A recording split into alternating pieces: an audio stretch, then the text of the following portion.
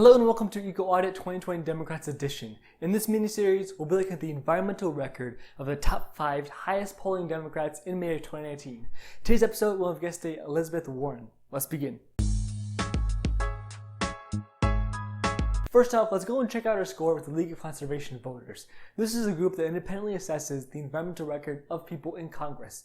Elizabeth Warren has received a score of 99% for them. 99%! She's only messed up a single vote in all her time in Congress. Let's take a look at that vote real quick. Representative Michael Grimm sponsored H.R. 3370, the Homeowner Flood Insurance Affordability Act of 2014, which would repeal and delay key provisions of the Biggert Waters Flood Insurance Reform Act of 2012. Artificially discounted flood insurance rates have led to the development and destruction of floodplains. By undermining steps to increase flood insurance premiums to market-based levels, H.R. 3370 would encourage further floodplain development and lead to the destruction of wetlands, forests, and other habitats that help mitigate flood damage, which will only be made worse by climate change. According to the LCV, the pro-environment vote will be no, but Warren voted yes. This is not a black and white issue, because this is not a black and white bill. It's long and complex, as you expect a flood insurance to be. We could probably make an hour-long video just on this bill alone. However, let's go over just a few key points. Like LCV said, it would help artificially discount flood insurance rates. This matters because it can lead to the development and destruction of wetlands, or just areas near a body of water. What makes it even more significant is the fact that according to the IPBES, 85% of wetlands present in 1700 have been lost by 2000. So if this bill is so bad for wetlands, and wetlands are an important part of the environment, then why did Warren vote for it? Well, let's hear from Warren herself. This is her describing the bill and her feelings about it. When Congress passed Biggert Waters a few years ago, homeowners got blindsided by significant rate increases and new flood zone maps. And many of us worked together to design and to draft the bipartisan Homeowners Flood Insurance Affordability Act, which gave homeowners immediate relief on huge rate increases. And I was glad to be part of that process. From what I can tell, and I'm no expert, so please do your own research. From what I can tell, this bill helped people to afford insurance, but that affordability encouraged riskier endeavors in building on new land.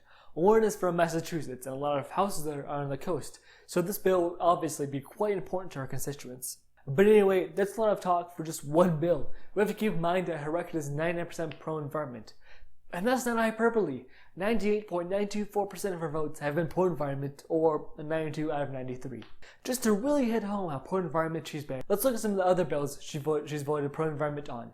She obviously voted against many anti-environment Trump cabinet members, such as Tillerson, Pompeo, Pruitt, Wheeler, and Bernhardt. She voted for a bill that would, quote, create a pilot program for water conservation in the Colorado River system. She voted yes on a bill that would require the Secretary of the Treasury to develop a plan to issue clean energy victory bonds. These bonds would aim to raise as much as $50 billion and will be used to finance clean energy projects, including wind, solar, advanced vehicles, and fuel cells.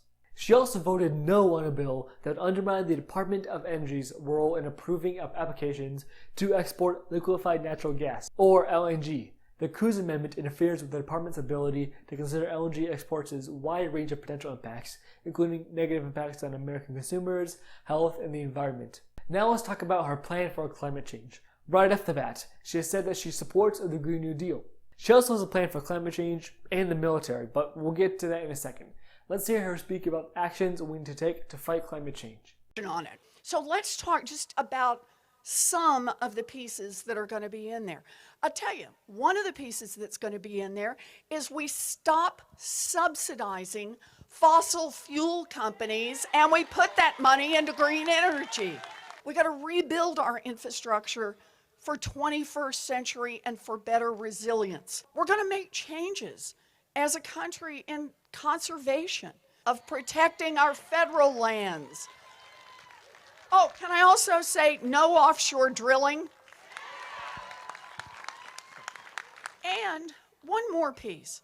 We got to put real money into the research that we need for where the best place to make these investments in clean energy going forward are, and to bring down the carbon that's already. Those are all great policies, and subsidies for fossil fuels, rebuild our infrastructure, more conversation, protect federal lands, no offshore drilling, invest in carbon capture. But hang on, let me play the rest of this clip because it's interesting. So I see this as a problem, a science problem, a problem we've got to fix, but also a moral problem. Oh, how so? We cannot be a people who destroy the earth before our children have a chance to live their lives and our grandchildren have a chance to live their lives. So I'm in all the way. I realize that many of you watching are disillusioned about the fact that we keep getting rhetoric with no action, but that's both strong rhetoric and a call to action. With other candidates, I sometimes feel like they're talking about climate change for popularity points. With Warren, it just feels genuine. But anyway, that's my opinion. You might remember earlier that I said she has a plan for our military and climate change. Here it is. She starts by addressing why we need to act on climate change and why the military needs to act with it, since many don't make the connection. The changing climate has geopolitical implications as well. It's what the Pentagon calls a threat multiplier, exacerbating the dangers posed by everything from infectious diseases to terrorism. She also talks about how much the military pollutes. The military is the single largest government consumer of energy and is dependent on fossil fuels. The Pentagon spends about $4 billion a year to power its bases at fixed locations and consumes tens of billions of barrels of fuel per year. An RLI Burke-class destroyer can consume 1,000 gallons of fuel in an hour while underway. So what is the actual plan? It has multiple parts. Part 1 is to achieve net zero emissions for all bases by 2030. Next, she says, quote, create a dedicated source of funding to adapt our bases in the United States and around the world. Her argument here is that it's better to act on our own accord here, as opposed to being forced to act due to disasters or oil shortages and stuff. To pay for making the military more resilient, she wants to ask contractors that have not achieved net zero carbon emissions to pay a small fee, 1% of the total value of the contract, and I'll use that money to invest directly in making our military infrastructure more resilient. To really ensure systemic change, Warren says that I'll direct the Secretary of Defense to appoint a senior official within the Defense Department and each of the military services to ensure that, top to bottom, our military is prioritizing the climate threat. Next, she says that she wants to invest billions of dollars into a new 10-year research and development program at the Defense Department focused on microgrids and advanced energy storage. Finally, her plan concludes by saying that she wants the Pentagon to produce an annual report evaluating the climate vulnerability of every U.S. military base at home and abroad using real scientific methodology so that we can make more informed plans moving forward. Now let's talk about fossil fuel nations and her climate plan. Warren has signed the No Fossil Fuel Pledge, which is quite common among the 2020 Democrats. On June 4th, 2019, Elizabeth Warren announced her green manufacturing plan. According to Medium, it's an 11-minute read, so we'll just briefly cover the basics. If you'd like us to make an in-depth video about it, tell us in the comments down below. She starts out by talking about economic patriotism, which is probably a way to get people to like her idea just by the sound of it, similar to Yang's freedom dividend. Her plan includes the obligatory reference to the 1960s space race, and also mentions 1940s and how we mobilize our economy for war. Okay, so let's get into the details of her plan. It's split into 3 parts and will cost $2 trillion. The Green Apollo project, which is the first part, calls for a $400 billion investment in green fuel. Her second part, the Green Industrial Mobilization, has, quote, a massive $1.5 trillion commitment to federal procurement of clean, green American products over the next 10 years. It's dedicated to everything from carbon capture to zero-emission vehicles. Similarly to the Green New Deal, Warren also has other aspects to her plan that are partly related to the environment, including a $15 minimum wage and 12 weeks of paid family and medical leave. Impressive. Finally, the third part of her plan is called the Green Marshall Plan. It's similar to the aspects of Beto and Biden's plan that call for the United States leading the world in the green revolution. Specifically, it calls for $100 billion to be, quote, dedicated to working with foreign governments and companies so they purchase and deploy American-made clean, renewable, and emission-free technology. It's a bold plan. Someone asked how we pay for it. In response, Warren says that if people claim we can't afford to combat climate change, they're wrong.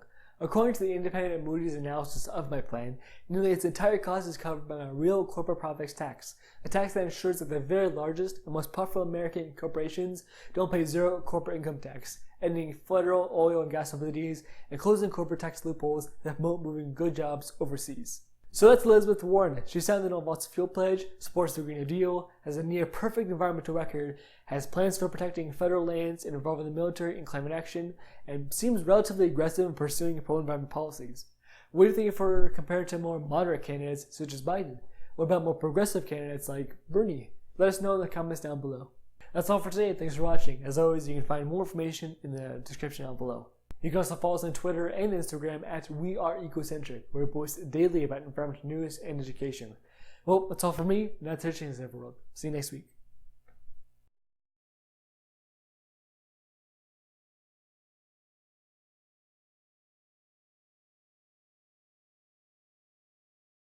Warren seems cool. I think someone probably told her a while ago, you have no policies. Or someone probably asked her a while ago, what are your policies? And she's like, let me tell you. And she's just come up with like dozens of policies.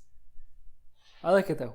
She and Beto have been releasing probably the most plans of any candidate.